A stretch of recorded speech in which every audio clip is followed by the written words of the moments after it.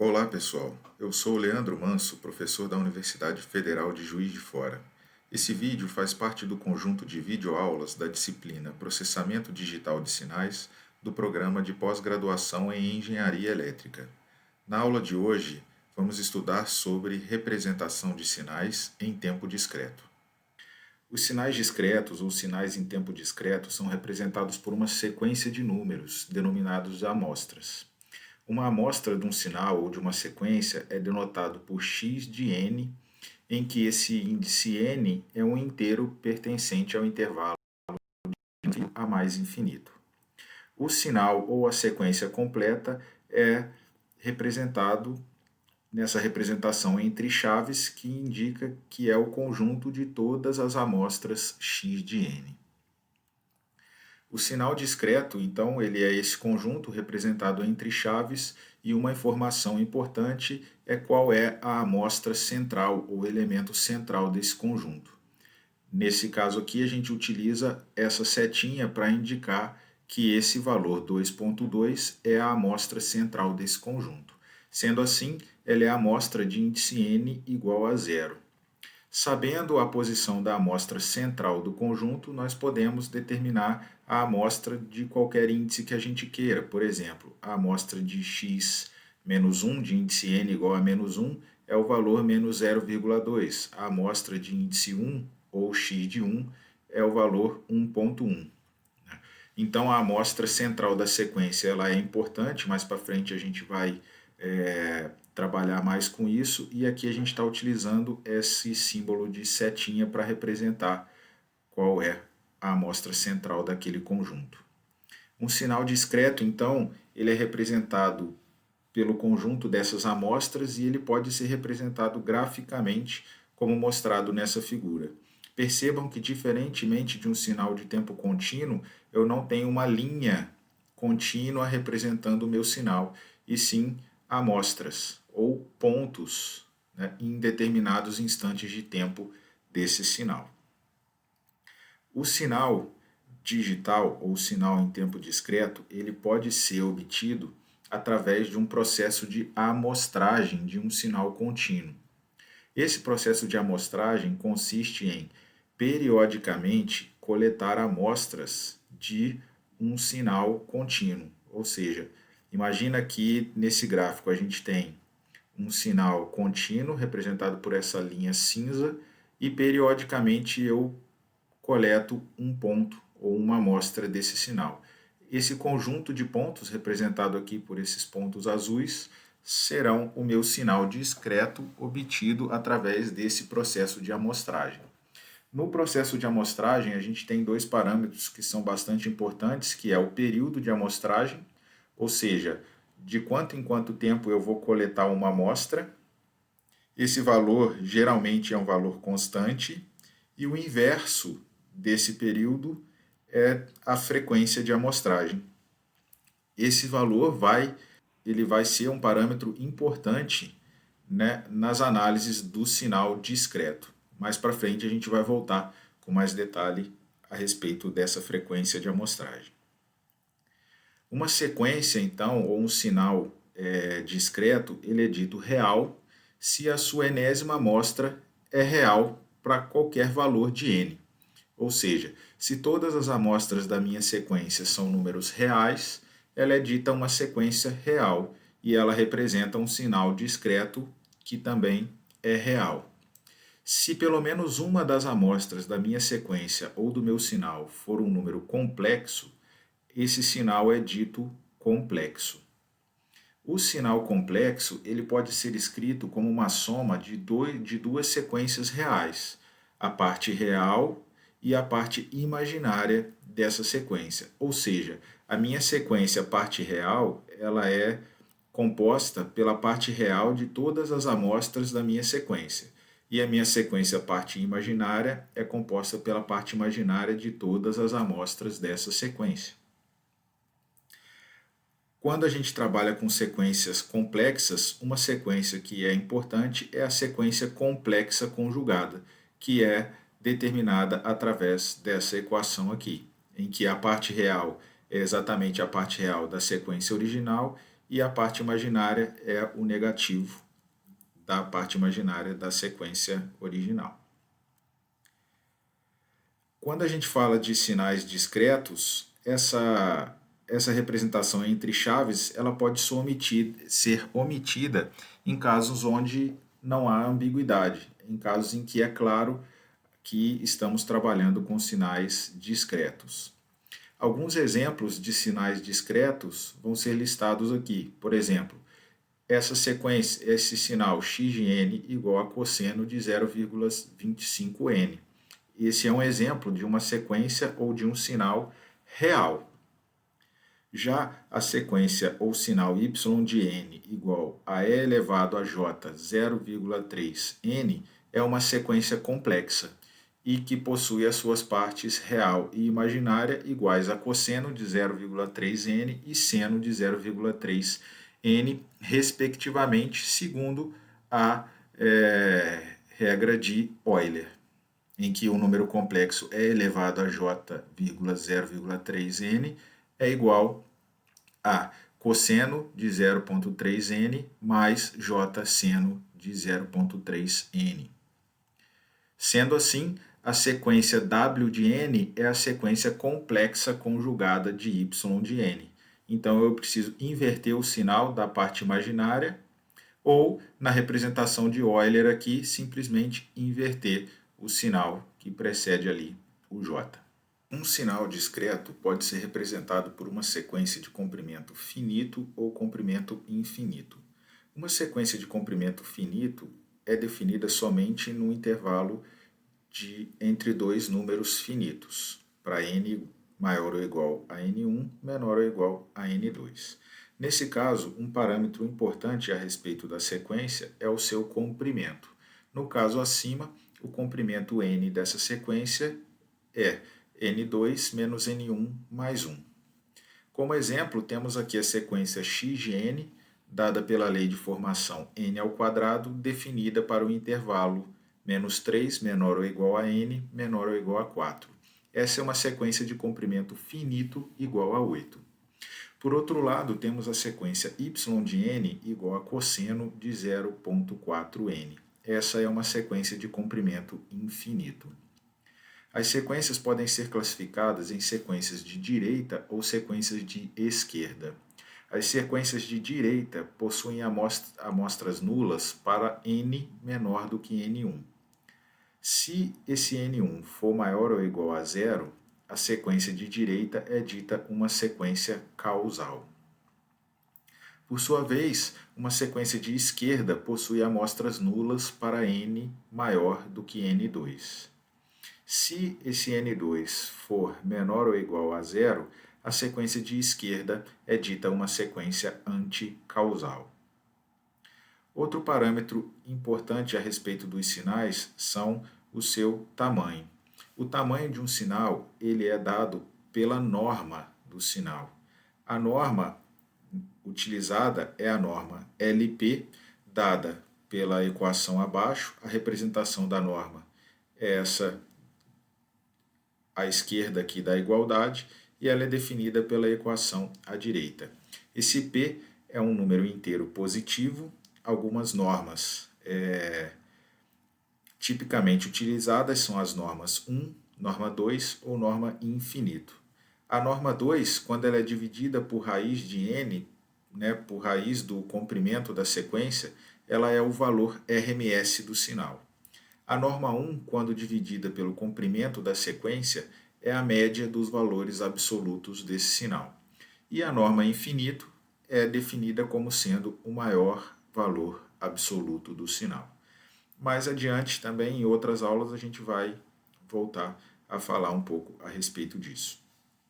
Um exemplo, considerando um sinal ou uma sequência y de n definida de 0 até n-1, se essa sequência suponha que ela seja uma aproximação de uma outra sequência x de n, definida para o mesmo intervalo.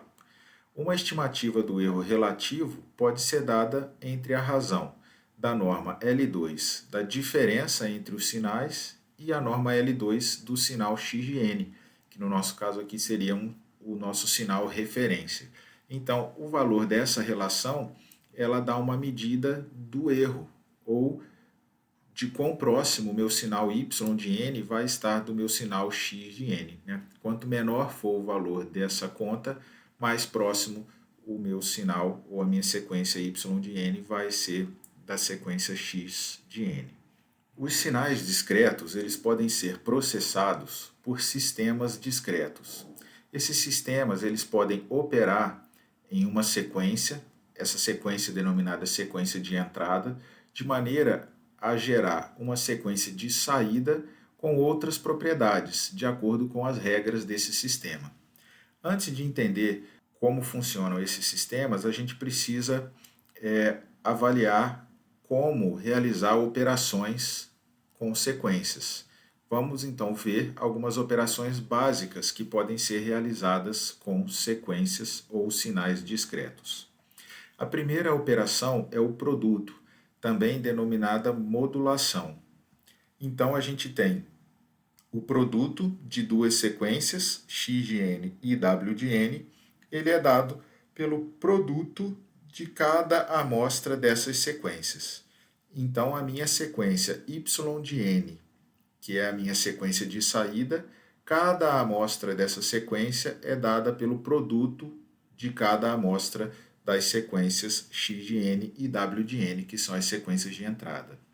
Uma aplicação bastante utilizada que envolve a operação produto é a operação do janelamento, em que, nesse caso, a minha sequência w de n é denominada janela, e essa janela tem a funcionalidade, no geral, transformar sequências de comprimento infinito em sequências de comprimento finito para a análise. Outra operação básica é a operação de adição. Da mesma forma que a operação produto, cada amostra de saída da minha operação adição ela é dada pela soma de cada uma das amostras das minhas sequências de entrada. Uma outra operação básica é a multiplicação por constante, que a gente também chama de ganho. Nesse caso, a minha sequência de saída ela é uma constante multiplicada por uma sequência de entrada. Outra operação básica é a operação de deslocamento temporal. Ela é dada por essa equação aqui, em que a minha amostra de saída y de n vai ser uma amostra deslocada por n da minha sequência de entrada. Nesse caso, n precisa ser um número inteiro, para que n menos n seja um índice dessa sequência x de n. Nesse caso, quando n é maior que zero, é uma operação de atraso. Dentro desse contexto, o atraso unitário é uma operação bastante utilizada. E ele é representado por esse símbolo aqui, z a menos 1, que a gente vai entender mais para frente. Nesse caso, então, y de n é igual a x de n menos 1.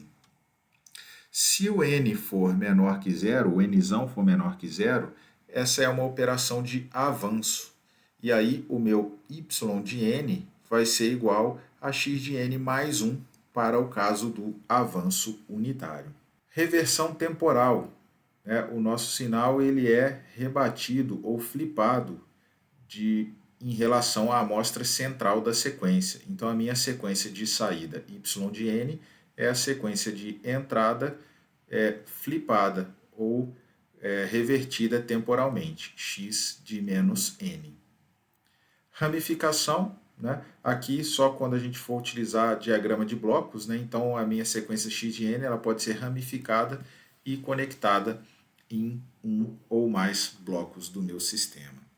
Bom, vamos agora a alguns exemplos. Então, a gente tem aqui duas sequências A de n e B de n, ambas de comprimento 5, definidas para n de 0 até 4.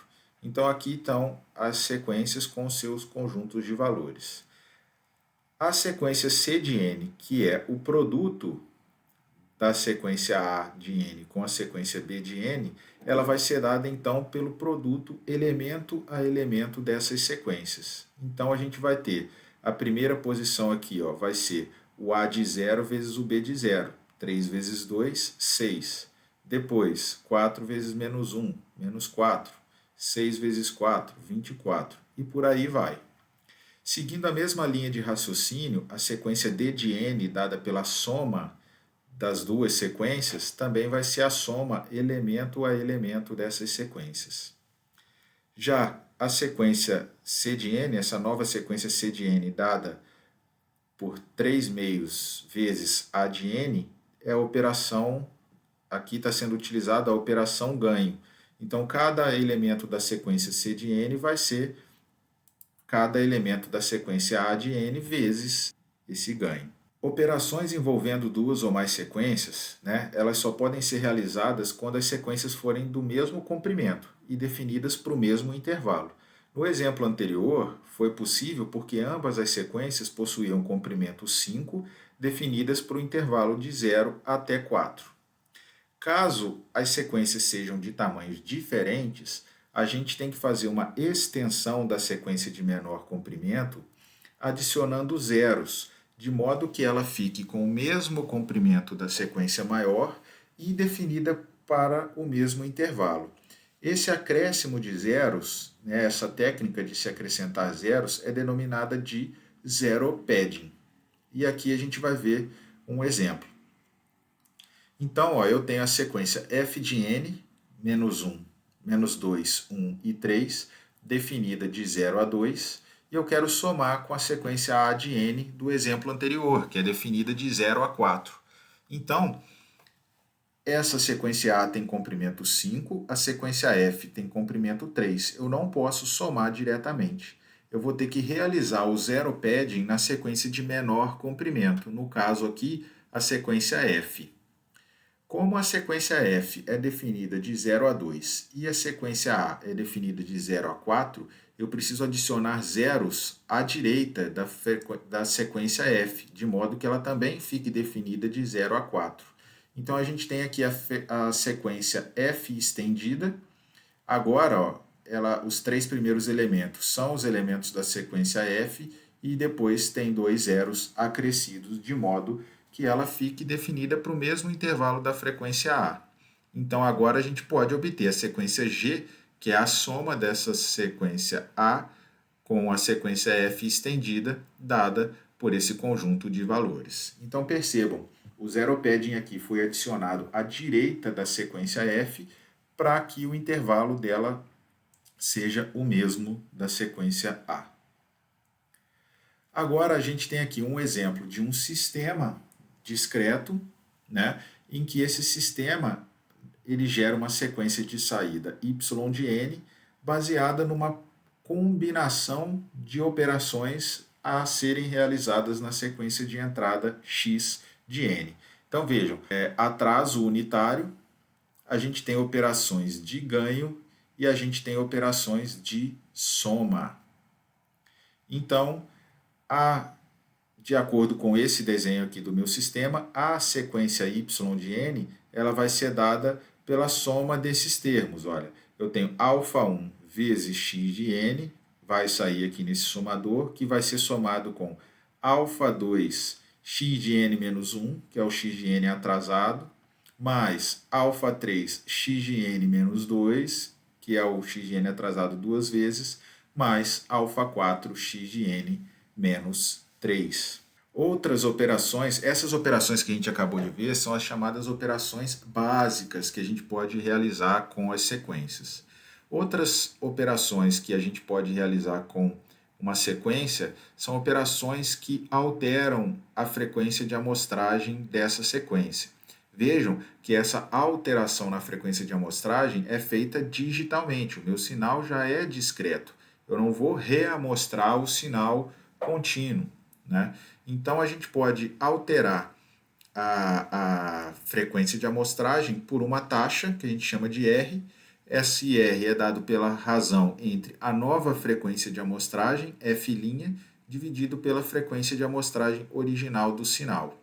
Se esse R for maior do que 1, eu estou aumentando a minha taxa de amostragem original. Significa que meu F' é maior do que o F. A esse processo a gente dá o nome de interpolação. Por outro lado, se o R é menor do que 1, a gente está diminuindo a nossa frequência de amostragem e eu estou fazendo um processo de decimação. As operações empregadas nesses processos são a sobreamostragem, quando eu quero fazer a interpolação no sinal, e a subamostragem. Sobreamostrar uma sequência ou um sinal por um fator L maior que 1 consiste em acrescentar L-1 zeros entre cada duas amostras consecutivas do sinal de entrada. Então, o sistema é representado, por esse bloco com essa setinha para cima ao lado do fator L. A setinha para cima indica que eu estou aumentando a minha taxa de amostragem por um fator L. Então, a minha sequência XU de N é dada por x de N sobre L para N múltiplo de L e zero caso contrário. Imagina o L igual a 3. Quando N for zero, XU de N é igual a x de zero. Quando N for 1, XU de 1, 1 não é um múltiplo de L, então vai ser zero. Quando N for 2, XU de 2 também vai ser zero. Já quando N for 3, XU de 3 vai ser igual a x de 1. Então, entre as duas primeiras amostras de x de n, eu acrescentei 2 zeros. Como mostrado aqui nesse gráfico. Aqui a gente tem representado graficamente no gráfico superior x de n, a entrada, e no gráfico inferior XU de n. E a gente pode perceber que entre cada uma das amostras da sequência de entrada foi inserido 2 zeros. Para subamostrar um sinal por um fator n maior que 1, a gente tem que manter apenas as amostras da sequência de entrada para índices múltiplos de m e descartar todas as outras amostras. Então, se eu vou subamostrar por um fator 2, eu vou pegar uma amostra do sinal de entrada, jogar uma amostra fora, pegar outra amostra do sinal de entrada, jogar outra amostra fora. Como mostrado aqui no gráfico. No gráfico superior, a gente tem o sinal de entrada com muitas amostras a cada ciclo aqui do nosso sinal senoidal. Já no gráfico inferior, a gente tem o nosso sinal de saída, que foi subamostrado. E aí a gente pode perceber que, apesar de ter o mesmo número de ciclos, a gente tem muito menos amostras do que no sinal superior. Bom, pessoal, por aqui encerramos o conteúdo da aula de hoje. Até mais.